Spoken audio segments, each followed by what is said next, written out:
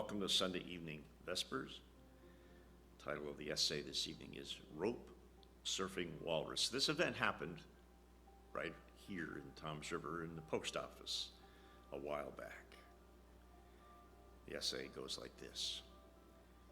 Where we live, the local post office is not a place to gravitate toward if one is in a hurry.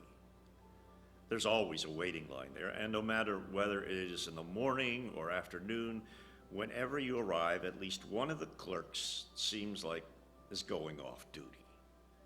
Consequently, the post office is a wonderful place to study human behavior. In front of me were several extremely impatient seniors. Evidently, longevity is not necessarily a classroom for patience. At the front of the line, there was a woman with 3 children. She was struggling to find the correct English words to communicate with the clerk.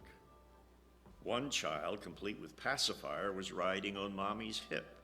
One was hiding in the folds of her long winter coat, and one was taking his stuffed walrus for a ride on the rope line barrier.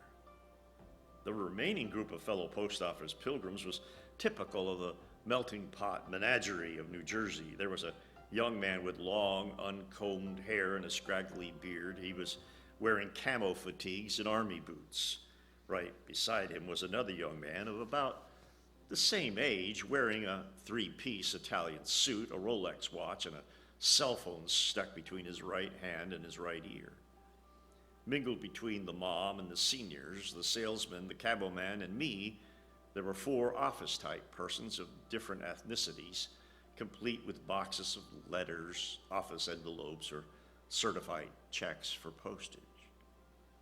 As is my custom in situations of heightened anticipation, the word next, I endeavored to make eye contact with my waiting compatriots. Eye contact is an essential step in sharing the joy in my heart through the smile on my face. However, as is also typical of waiting line environments, no one looked anyone in the eye. Eye contact is much too dangerous. It makes one quite vulnerable. And consequently, no one smiled. No one smiled at all except me and the little boy with the stuffed walrus. A beam of light connected our eyes, and his smile grew wide as he shared the fun of rope surfing.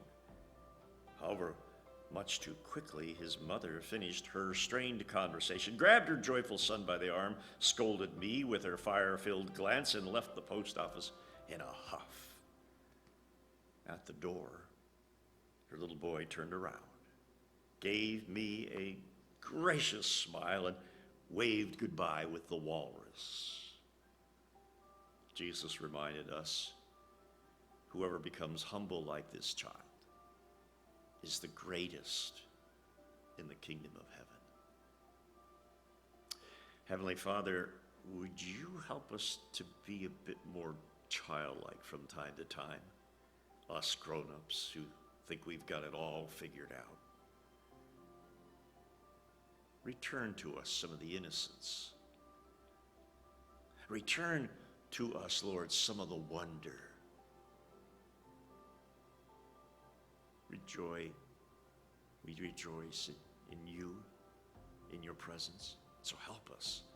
Help us to express that. Help us, Lord, to, express the joy. Maybe playfully at times.